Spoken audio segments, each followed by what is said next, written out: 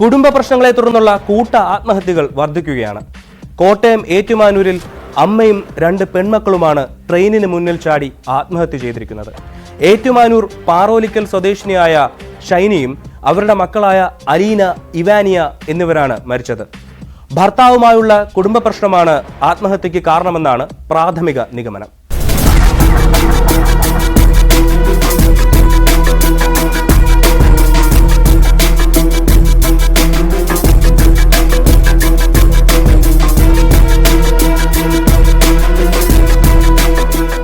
പുലർച്ചെ 5:30 നിലമ്പൂർ റോഡ് എക്സ്പ്രസിന് മുന്നിൽ ചാടിയാണ് അമ്മയും മക്കളും ആത്മഹത്യ ചെയ്തത്.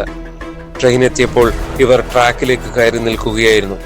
ഫോൺ അടിച്ചെങ്കിലും ഇവർ മാറിയില്ലെന്ന് ലോക്കോ പൈലറ്റ് റെയിൽവേ പോലീസിനെ അറിയിച്ചു.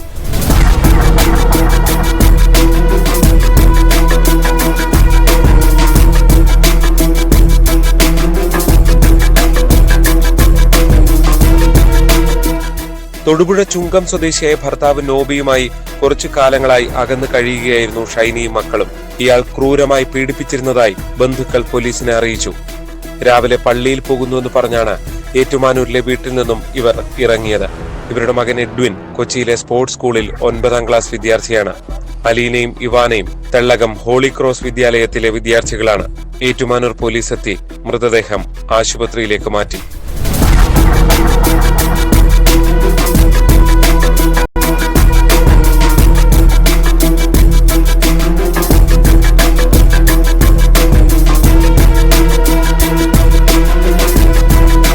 ന്യൂസ് 18 കോട്ടയം. സ്കൂൾ